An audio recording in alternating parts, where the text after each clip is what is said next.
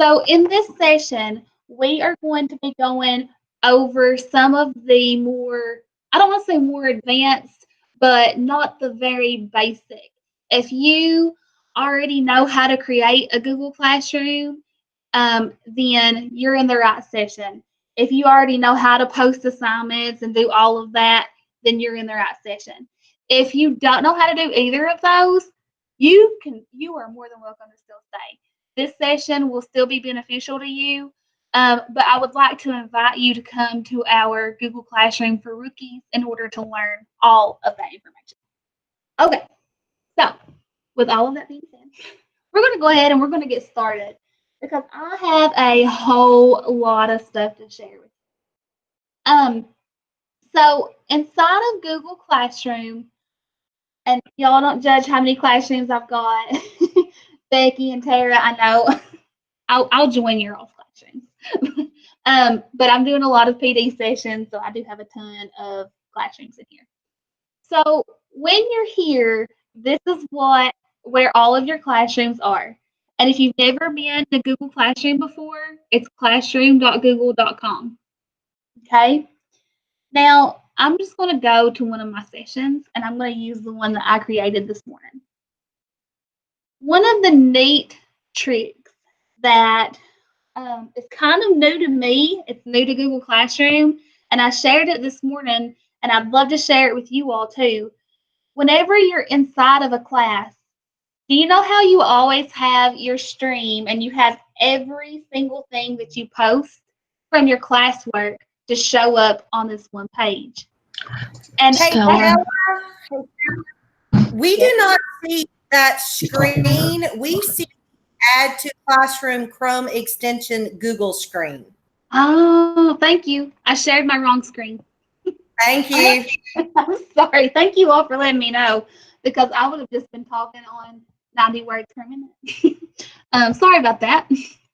I'm going to pin that tab because that's something that I found. That was one of my surprises. Act like you didn't see that yet. So that means that you all did not see my whole introduction to Google Meet. If you need me to go over any of that again, let me know. I'll be happy to do it. Okay. So on the stream, you have everything that you posted inside of your classwork, which is kind of a bummer because if you go to your classwork page, a lot of us set up our classroom in different topics, and we want the students to go to those certain topics. It's all organized and it's all beautiful. But students just keep doing this. They go to the stream and they click on the assignment there, and they're missing a huge part of the detail or whatever. And they don't even know how to use the classwork page. So if you click on your settings wheel, it's going to give you all of your class details. So you can always go in there and change your name if you want to. But scroll down to where it says general. And right now on classwork on the stream, I'm showing condensed notifications. If I hide those, now whenever I go to my stream, I'm only going to see announcements that the teacher makes. I won't have anything else. My classwork will not show up there. And that is really, really, really helpful for a lot of teachers. But some teachers do enjoy having everything from the classwork on the stream. So another option is that you can show attachments and details. And that's super handy for the teacher because on here, you can find where you scroll down on the stream and you can see how many have turned it in and how many it's still assigned to. And if you've got any graded, it's going to show you how many you've got graded, just at a glance. So that is super handy. Another brand new feature that Google rolled out because NTI, they rolled it out about a month and a half ago, is this Meet link. And what that is, you have a Google Meet automatically tied to your classroom. If you go to your settings wheel again and you scroll down to where it says general one more time, you're going to see this Meet bubble. And what that does, you can copy this link or you can turn it on to where it's visible for students. If it's visible for students, it's going to show up right here underneath the title. And if you don't have that turned on, then you can just post it as a classwork assignment. But what I love about this Meet link is that other than it's a Meet link, that's kind of funny within itself. I giggle sometimes when I say it because it sounds like I'm working in a butcher shop. But a Meet link through Google Classroom will only let the students that are enrolled into your classroom come in. So if you had shared out your Meet, the link on Facebook or wherever, and some random person from California was able to click on that link, they're not going to be able to get in unless you approve them to be in. Like, it doesn't mean that they can't necessarily get in there, but the teacher has to approve, and the teacher is the only one that can. And then if you are the last person to leave that Meet, the teacher is the last person to leave the Meet, then the students cannot get back in until you reopen the Meet link yourself. So I think that those two security features that they added were significant and just made it so much easier for teachers to be able to set up those meetings with their students. I'm going to check the chat box to make sure that we don't have any questions. And if we do, y'all just stop me. Y'all are doing a good job. Okay. So I want to go ahead and jump over to the classwork page. Does anybody have any other questions about this stream? Okay. The classwork page up here at the top, you do have the option to click on the Meet right there as well. But there's two other things too. Google Calendar is one of them, and I'm going to open mine. My Google Calendar is a hot mess. Oh, never mind. No, it's not. I hid some of my calendars during my last session.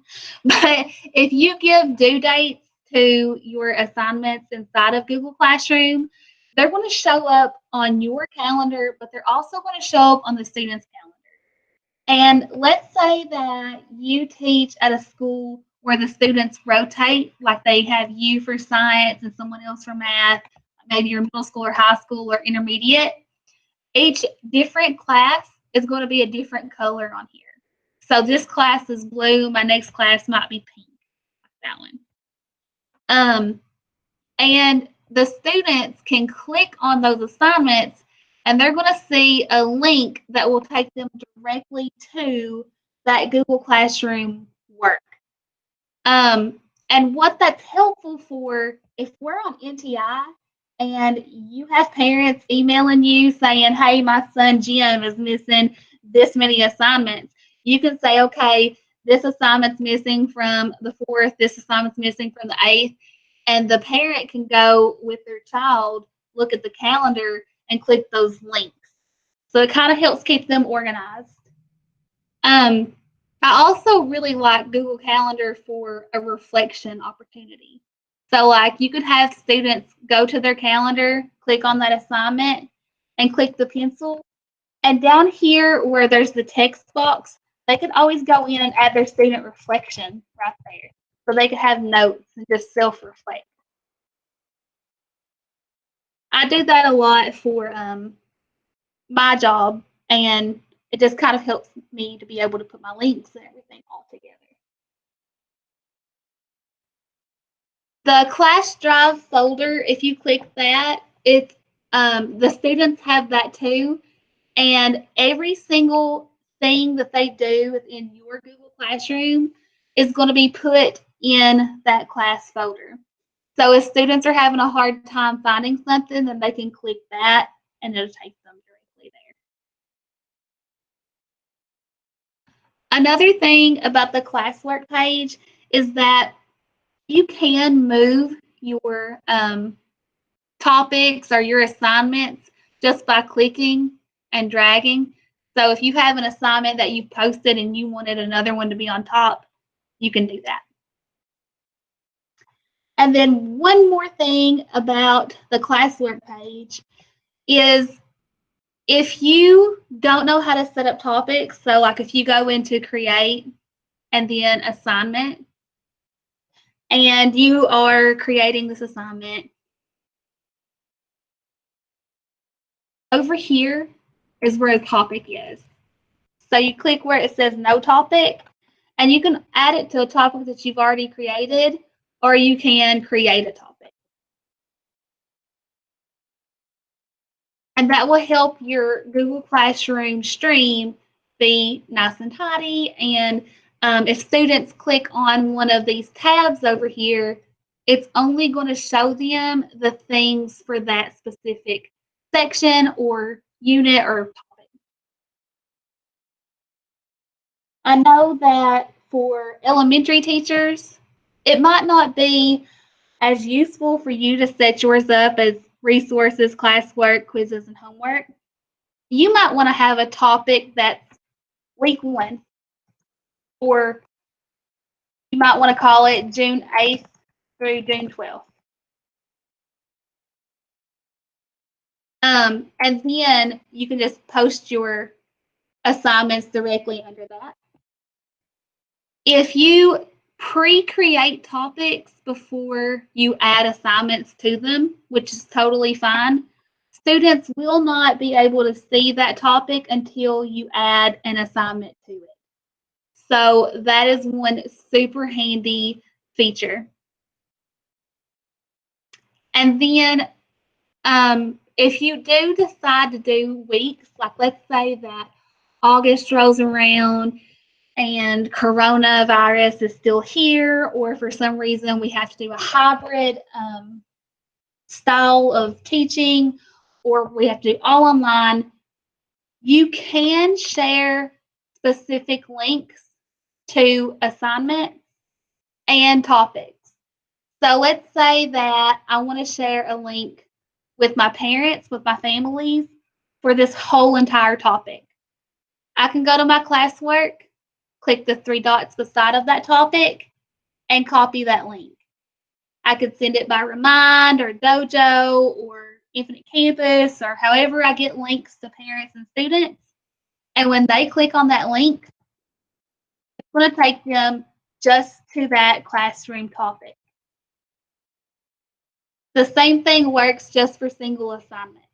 So if you're just assigning one thing for that day, you can copy the link just for that assignment and send it to the parents or the students, and it will send them directly to that specific assignment. Okay. Does anybody have any questions?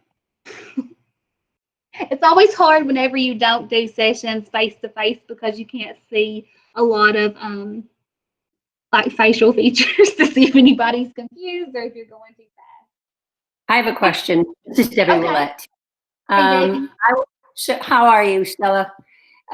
What I want to know is, so when you share this link with parents of the particular topic with the assignments listed below it, can they actually click on the assignments and see what we've posted, or they can only see the list? That's a great question.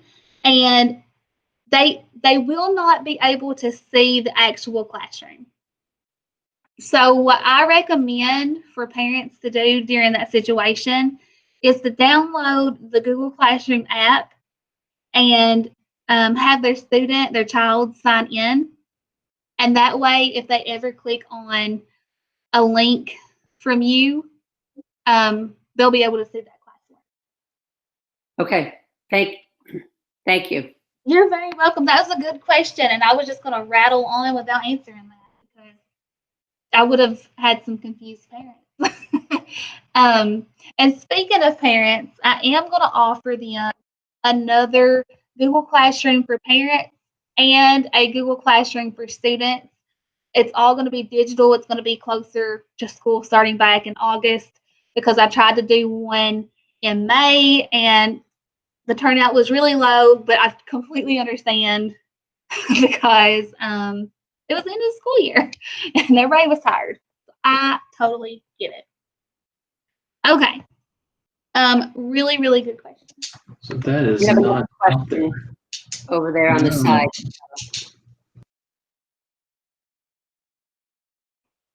What did you say, Debbie? I'm sorry.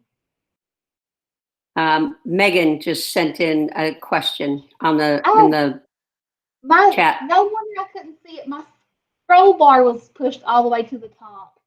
Dang it.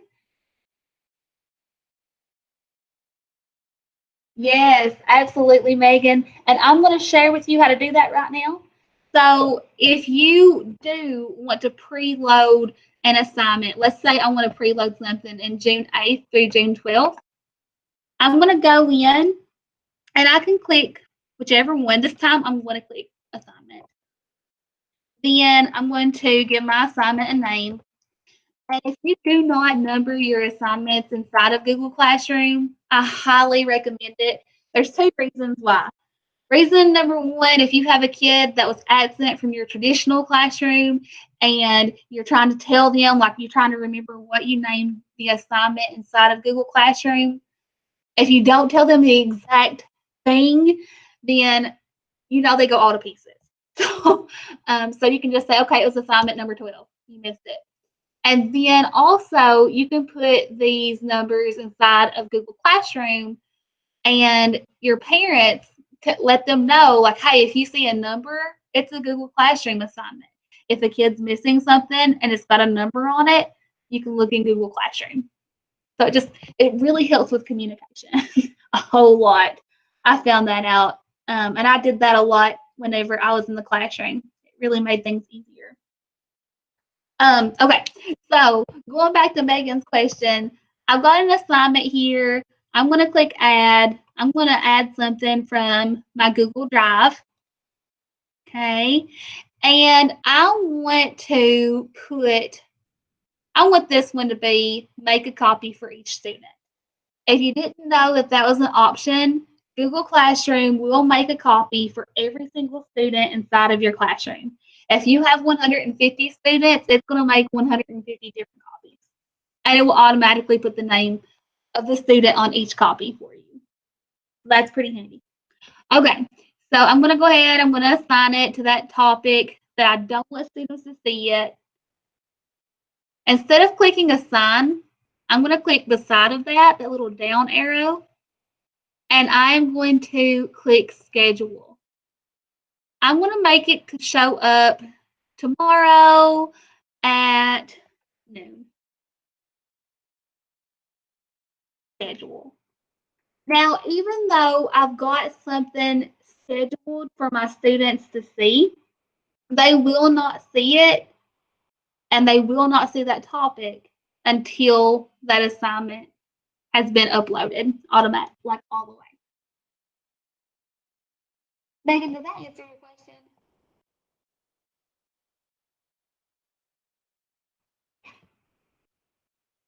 Awesome. Deborah, absolutely. Scheduling quizzes is something that saved me so much time because I would always be so stressed out. I'd be like, I don't want students to see it before class. So you can go in and schedule your quizzes to show up right at the minute that your class starts or the specific. Because students are tricky. They're very sneaky. Speaking of quizzes, I'll let you Stella. Yes. Hey, it's Ashley Grogan. I had a question going on with when you're assigning things and then they're not going to see certain assignments until a date that you schedule them. Something that I've done in the past is like with each unit, they have their homework assignments that I do one a week, and they have a list of, let's say there's like 8 weeks to this one unit. They have 10 homework assignments from which they can choose on what they're going to submit to me. And I can't remember under the whole create, I know there was an assignment and some quiz or something.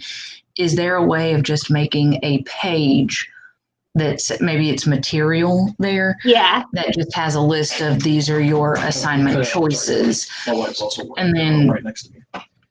how do I get, like some of them would submit a video, some would submit a written thing, like each week. all of my students could be submitting something different to me.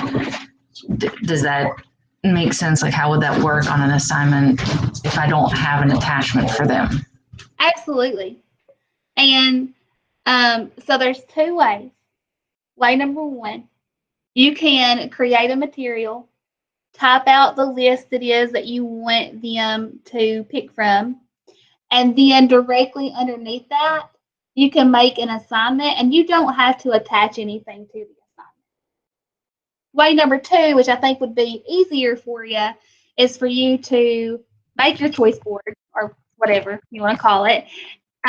You can make it on a Google Doc or a Google Slides, or you can just type the list right here. And then they can attach that directly to this assignment when they turn it in. So on the students part, whenever you click assign, over here where we have all of these options, they have a turn in button and they can add all of their artifacts, all of the things they've created directly to it. But would that, let's say like homework number 1 is due September 1st, and then homework number 2 is due September 8th. So 3081. the way that you just talked about them doing it to that one assignment, would that be collecting every assignment every week from every student? Let me make sure I have something. No, you Does that can. make sense? You can just, what I would do is call this, If I week did number get it, I 1 apologize. choice. Mike sent it to me, and it And is showing 0. you can reuse that post from that Mhm. class over and over and over. So like, let's say that I'm going to show that again because I kind of lost my train of thought there for a second. But so this was week number 1's choice board. I go in, press create. I can reuse that post. Crap, why does it keep taking me that? So I select the class that the original post is in. I click my choice board again. And now this one, whenever I edit, I might call this one week 2. And then, well, you could schedule it or assign it. Either way.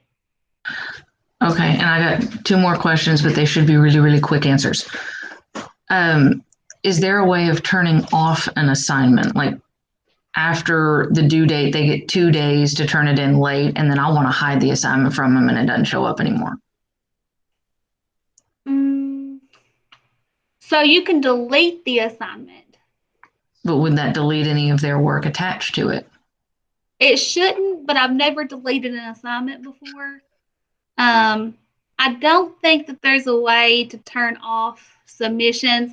However, if they do turn work in late, it automatically will stamp it as being late. And I'm going to show you how you can see that in a minute. It will also tell you when they turned it in and how many times they unsubmitted and resubmitted. I just worry that I get the kids, if the assignment is still active, I'll be on week number 4 and they're going to try to turn something into week number 1 because they just don't keep up with their stuff like that. Yeah. The other one is you'd sort of mentioned like the different folders and things right before the topics. Does each class get a separate folder in my drive? Like if I teach Spanish 1, 3 classes, and then I teach Spanish 2, 2 classes. Yeah. Do I get like level 1 period 1, level 1 period 2? Or do I have to create a separate class for each thing, even though they'd all basically be doing the same thing? You get a folder, and inside of this folder, this is automatically created for you. Like every time that you post something inside of Google Classroom, it's going to go to the Classroom folder. And inside of your Classroom folder, you have subfolders for every classroom that you teach. So if I clicked on, I'm trying to find one that don't have students in it. If I clicked on this, then I have every single thing, and this is not a real classroom, and there's only one student in it, it's me. So if I clicked on that, I would have everything in there that students turn in, and it would have their names on it. But it's easier to just look at the students' work inside of Google Classroom instead of going to the Google Drive and trying to grade it there. So like when you grade work inside of Google Classroom, you click on one of the students' submissions, and you can leave their grade here and private comments and comments on the doc. But you can also click the drop-down menu, and you'll be able to see all the students that turned it in. There's only one student in this class, but you can then go on to the next submission just by clicking those arrows.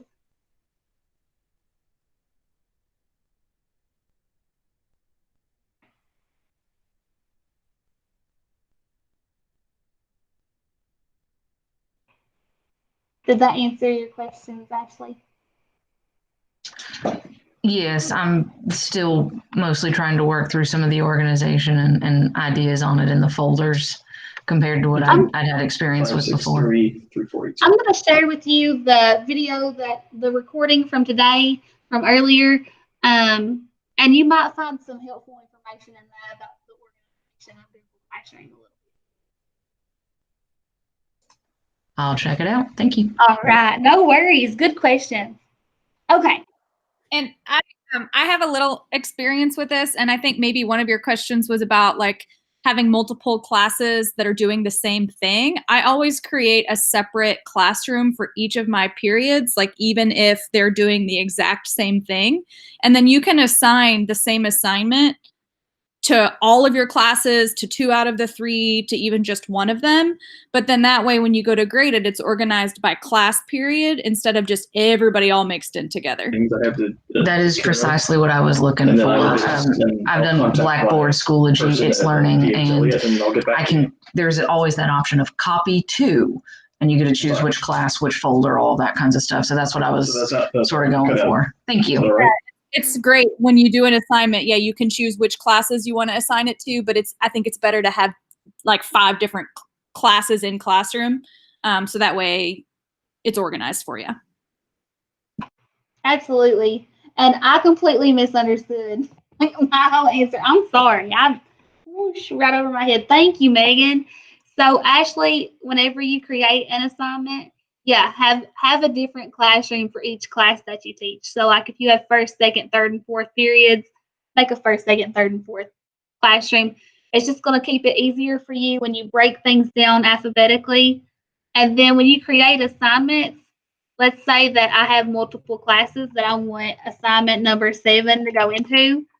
I can, underneath 4, I can click and add that to all of those classes all at one time. So let me find, so there. And Stella, then, maybe this is a question that you know of. I had a hard time, like if I wanted to assign something to multiple classes, but I wanted to schedule it. I always had problems doing that. yeah, it won't do it. Yeah, it wouldn't let me schedule the same thing. So I had to go in and like do that 5 times. So that was kind of annoying. I know, and that's a computer's glitching there, but that's a very common issue. And the only workaround that I have for that, it's not really a workaround, but it makes it a little easier, is like, let's say that you do want to schedule a post, you can click create and reuse posts from the class that you posted it in first time and then schedule it, but you will have to go in and schedule them for every class, unfortunately. Good discussions. Thank you, Megan, and thank you, Ashley. Hopefully, the rest of you were able to get something from that too. I just thought of something, Stella. If you can't like hide one of your assignments, is there a way of locking any submissions to it so that if it's past the due date, the kids just can't submit something to it by accident? I have not seen that option. Have any of the rest of you seen that? I only know that after it's late, it will mark it as late, like it's been in red.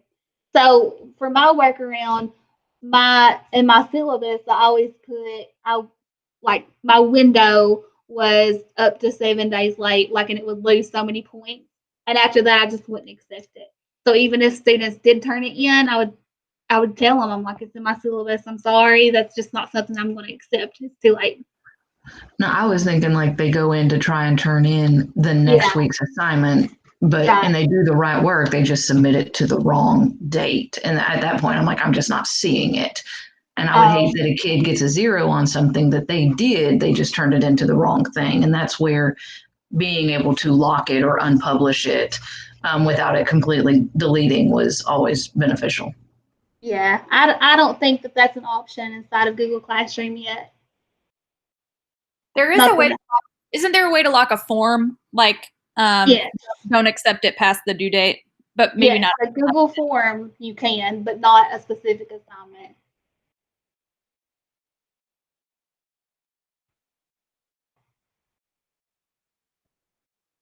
All right. So that was a lot of classwork page. Does anybody else have any questions about classwork so far? You're doing pretty good. Okay. The people section is really pretty bland. I'm going to remove Jim because he's probably wondering why I tried to add him to that class this morning. So inside of the people column, that's where you can go and you can add your co-teachers. So like, let's say that I wanted to invite Jimmy Pack to co-teach this with me. I totally could. He would kill me because I've sent him like 10 emails today. And then for students, that's where you can go in and you can see all of the different students that are on your roster. Students or whoever is enrolled inside of your Google Classroom will have the ability to see the entire roster of students. So that's one reason why I always recommend for teachers to not let parents join the Google Classroom, because it can be a little bit of a confidentiality breach if you let them see the students' emails and their names. Right here where it says Audrey Pollard and then email all guardians, I'm going to remove myself as a guardian for a minute. If you have accounts added and they are the Franklin County student emails, then you can do what's called invite guardian. So you type in the email to the parent and invite them. The parent will then get to decide how many emails they get, like how often they get the emails. And then those emails are going to have, this is the assignments your child is missing, this is the assignments that's coming up, and these are the things that your child has got grades on. They won't have access to see the Google Classroom like a student would, but they will have access to see just the generic report that Google will send them. They do have to accept that invitation. The email will be tied to that student for as long as they are inside of FCS. So if they somehow have some family issues and the person on the Google account loses custody, then make sure that you go in there and you delete that. But that's not really up to you all. It's really up to the secretary. But I always like to say it just in case. Also on the people tab, if you have students in there, you can click on one of their names and it's going to show you everything that that child has been assigned. And if it says assigned, that means they have not turned it in yet. If it says returned with grade, you've graded it and given it back to them. And if this past the due date, it will be missing. There's going to be an easier way to see it than going through every individual child and looking for missing assignments. But I do like the feature, and I want to go to a classroom that I have missing work on just because. So it turns it red. And let's say that you have a parent meeting coming up with this child's parent and you want to print out like everything that they are missing. You can click missing and just do a right click and print that and take it with you, or you could even email it to student or guardian. So that's a pretty handy feature. Okay. Now The last thing to show you before I get into some really fun stuff is this grade book. Hang on, Stella, before you move on to grades, I have a question about the people tab real quick. Okay. When you're adding students, is there a way to, like, I know you can mute them so that they don't comment on everything. Can you like pre-mute everyone, like before you even add them? You can click this little box here, and inside of actions, you can mute everybody. Right. That's like I have to wait until I have students in the class to do that. Oh, I got you. Yeah, you can. You can turn it off. So to do that, well, I don't know why I even unmuted everybody. They're all just me. But you go into this little settings wheel where we went for the stream and all of that. And right here to where it says it automatically has students can post and comment. You want to change it to where only teachers can post and comment. Yeah, I had some issues there last year. I get it. And then you can always go in and change that at a later time. Awesome. Thank you. You're very welcome. Another really good question. Well, we're rocking it. Does anybody else have questions over the people? Like, you can make them as a class owner. You can remove teachers. Okay. All right. So the grade book. The grade book is kind of, it looks familiar. It looks like something that we would use. But wouldn't it be nice if this grade book talked to Infinite Campus? Do y'all think it would be? To automatically have your grades go from Google Classroom to IC? Nobody's excited. Well, guess what? KDE is purchasing this for teachers in Kentucky. Our district is going to sign up for it. I do believe. I'm almost certain. I've been talking with Miss Ruth Booth, and she has been to a training, and I sat through a webinar. I don't know exactly how it works just yet, but I am signed up for a training. And it's going to take your grades and automatically pull those into Infinite Campus. That means if you have a Google form and it automatically grades itself and you don't have any short answers, which put some short answers in there sometimes, but it's a checkpoint, we got those. It's going to pull your grade automatically to Infinite Campus. All you got to do is push a button. I'm so excited. Like I can't even quit smiling when I talk about it because I'm not even in the classroom anymore, but I think about like how awesome this is and how much time it's going to save our people, and I'm pumped. I am so excited. So keep in mind that that is a limited time thing. However, the feature of purchasing Google Classroom talking to Infinite Campus is not super expensive. Principals were kind of interested in it last year. However, times have changed. We have had a lot of stuff go on within the last few months. And I think principals, not teachers always want this, but I think principals might be feeling a little bit different about it too. So I think getting our toes wet, seeing how excited teachers are about it and how much easier it is and whatever is going to be amazing. So it's going to automatically pull the grade, and even if it's something that you have to grade, it's going to automatically pull that. It's going to mark it as Google Classroom, so parents will know that that was a virtual assignment and not a paper assignment, so they're not digging through their child's backpack trying to find it or whatever. I'm really excited. Can you assign it like categories, or is it just going to be randomly dumped in there? So in the webinar that I went to, it was a very brief, like sales pitch type of thing for just digital learning coaches, and it wasn't a training really at all. But yes, I do believe you will be able to post it in categories. So like if your category is inside of Google Classroom, you want to make them match like sorry, you can have it match what your categories are inside of Infinite Canvas. From what I heard, it was like a 10-minute pitch, but I think it's going to be pretty awesome. And it didn't sound complicated. So yeah, I'm really excited about that. And it automatically pulls the grades whenever you're grading things from your classwork page automatically to your grade book right here.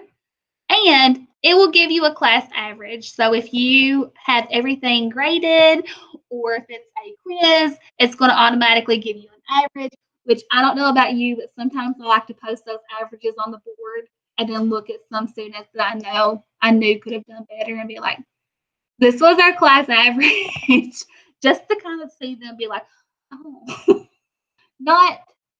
it's not mean. It's just a wake up call. Sometimes they need those.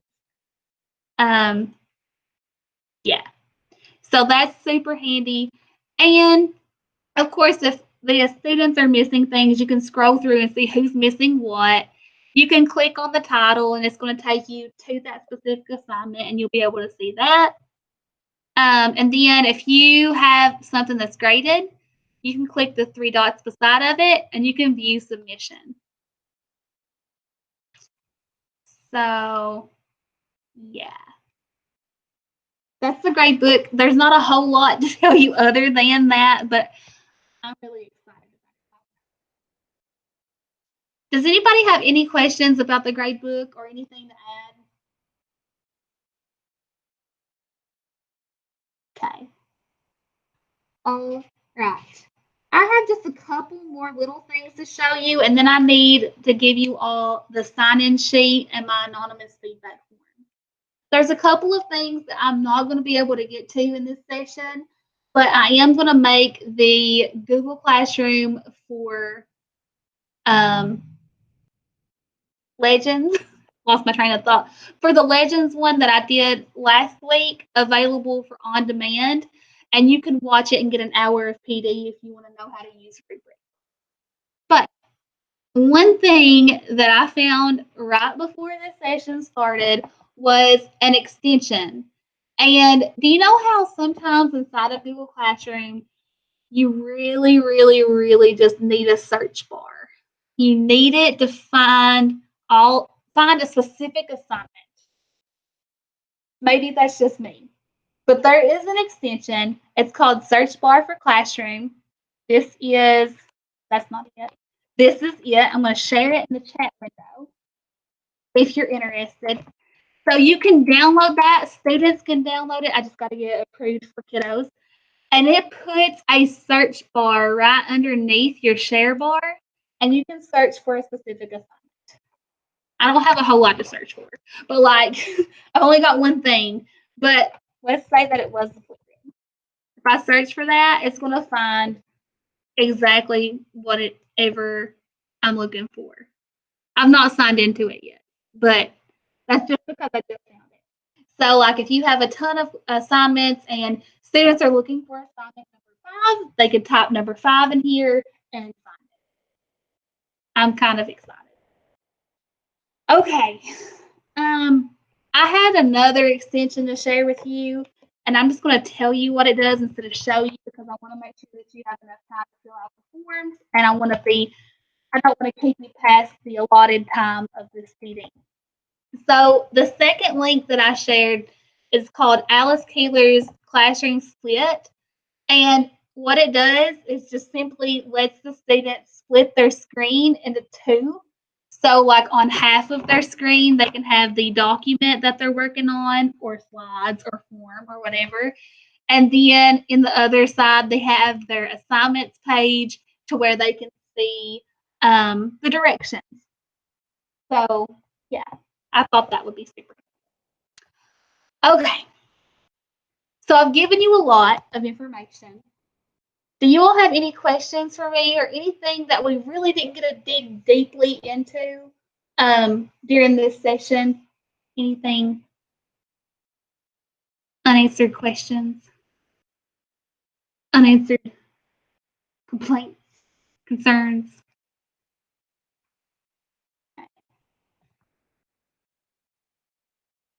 All right. So if you do, I'm going to be sticking around until 3. I'm going to share in the chat window. I've already put the sign-in sheet there. I do have an anonymous feedback form. You don't have to fill out the anonymous feedback form, but I am using it for my own professional growth for when I offer this session again.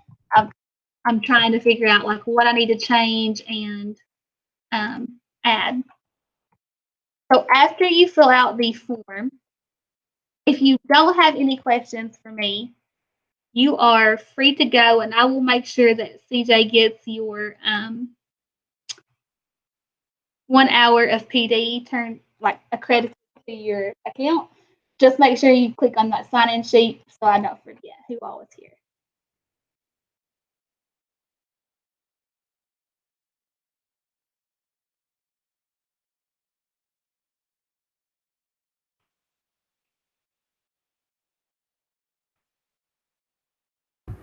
Stella, this is Charlene. Hey, hi Hey, Charlene. when I click on the link in the chat bar for the sign-in sheet, it's telling me that I've already done it based on Oh, hang doing on. it yet for the early session. Let me fix it. Hang on. It's loading. There we go. I fixed it. If you refresh, you should be able to do it now. Sorry about that. Thanks. And guys, thank you, Megan. You're so sweet. Once you get that filled out, if you don't have questions, you're more than welcome to leave. If you do have questions, you can ask, type them, or share them with your mic, whatever you want to do. Charlene, I'm sharing both of these links again in case when you got kicked out, it took them away from you.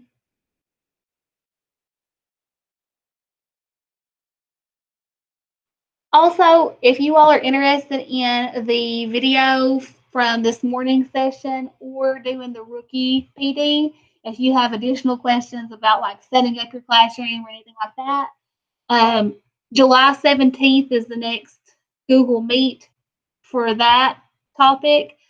But I will also have the on-demand video ready probably. I'm going to try this afternoon. It might be tomorrow.